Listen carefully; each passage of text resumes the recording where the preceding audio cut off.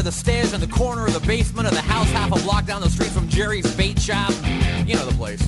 Well, anyway, back then life was going swell and everything was just peachy! Except, of course, for the undeniable fact that every single morning, my mother would make me a big old bowl of sauerkraut for breakfast. Big bowl of sauerkraut! Every single morning! It was driving me crazy! I said to my mom, I said, "Hey, Mom, what's up with all the sauerkraut?" And my dear sweet mother, she just looked at me like a cow looks at an oncoming train. And she leaned right down next to me. And she said, "It's good for you!" And then she tied me to the wall and stuck a funnel in my mouth and force-fed me nothing but sauerkraut until I was 26 and a half years old. That's when I swore that someday I would get out of that basement and travel to a magical, faraway place where the sun is always shining and the air smells like warm root beer and the towels are oh so fluffy.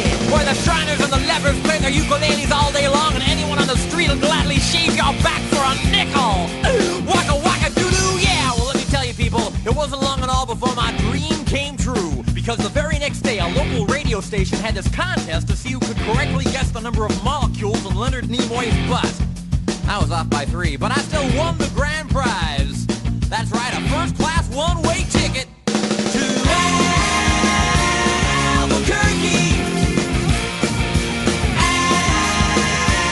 Albuquerque. Oh, yeah. You know, I'd never been on a real airplane before, and I gotta tell you, it was really great. Except that I had to sit between 2 large Albanian women with excruciatingly severe body odor, and the little kid in back of me kept throwing up the whole time. The flight attendants ran out of Dr. Pepper and salted peanuts, and the in-flight movie was Biodome with Pauly Shore, and oh yeah, 3 of the airplane engines burned out. We went into a tailspin and crashed into a hillside, and the plane exploded in a giant fireball, and everybody died!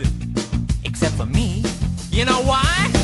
'Cause I have my tray table up, and my seat back in the full upright position. Have my tray table up, and my seat back in the full upright position. Have my tray table up, and my seat back in the full upright position.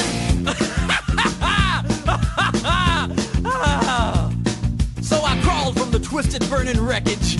I crawled on my hands and knees for 3 full days, dragging along my big leather suitcase and my Garmin bag and my tenor saxophone and my 12-pound bowling ball and my Lucky Lucky autographed glow-in-the-dark snorkel. But finally I arrived at the world-famous Albuquerque Holiday Inn, where the towels are oh so fluffy, and you can eat your soup right out of the ashtrays if you wanna. It's okay, they're clean. Well, I checked into my room and I turned down the AC and I turned on the Spectrovision, and I'm just about to eat that little chocolate mint on my pillow that I love so very, very much, when suddenly there's a knock on the door. Well, now who could that be?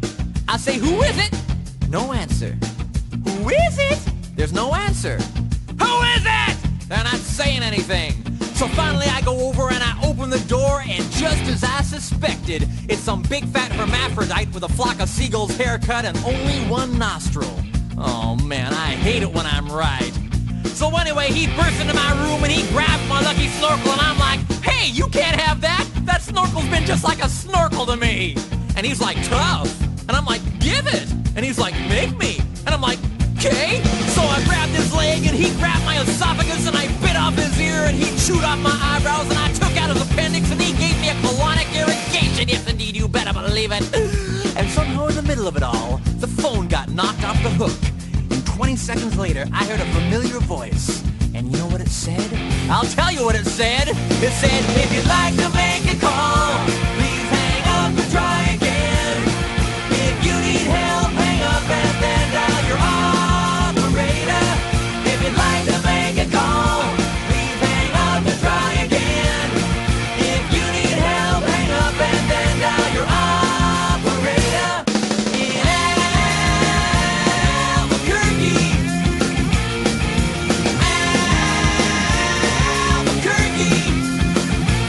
Well, to cut a long story short, he got away with my snorkel. But I made a solemn vow right then and there that I would not rest. I would not sleep for an instant until the 1-nostriled man was brought to justice.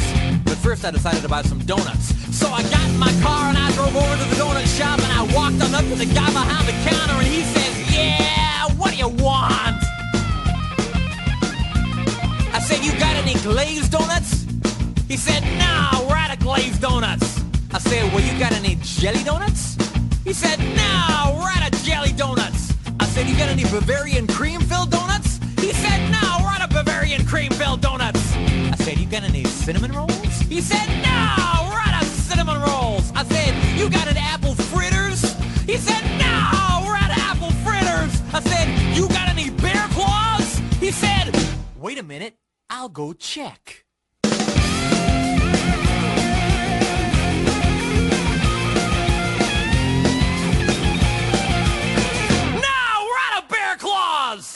I said, well, in that case, what do you have? He says, all I got right now is this box of 12 starving, crazed weasels. I said, okay, I'll take that. So he hands me the box, and I open up the lid, and the weasels jump out, and they immediately latch onto my face and start biting me all over. Oh, man, they were just going nuts. They were tearing me apart. You know, I think it was just about that time that a little ditty started going through my head. I believe it went a little something like this. Oh, get him off me! Get him off me! Oh, get him off! Get him off! Oh, get him off me! I ran out into the street with these flesh-eating weasels all over my face, waving my arms all around and just running like a constipated wiener dog. And as luck would have it, that's exactly when I ran into the girl of my dreams. Her name was Zelda.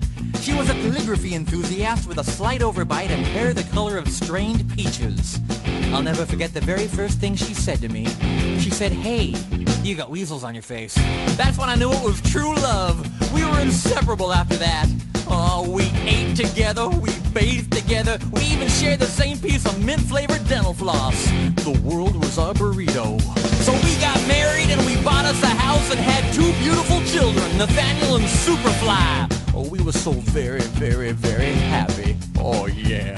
But then one fateful night, Zelda said to me, she said, Sweetie Pumpkin, do you want to join the Columbia Record Club? I said, whoa! Hold on now, baby! I'm just not ready for that kind of a commitment!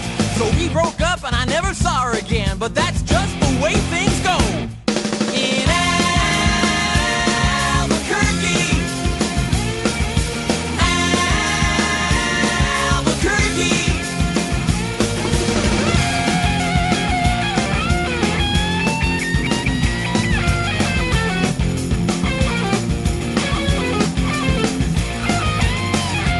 Things really started looking up for me because about a week later, I finally achieved my lifelong dream.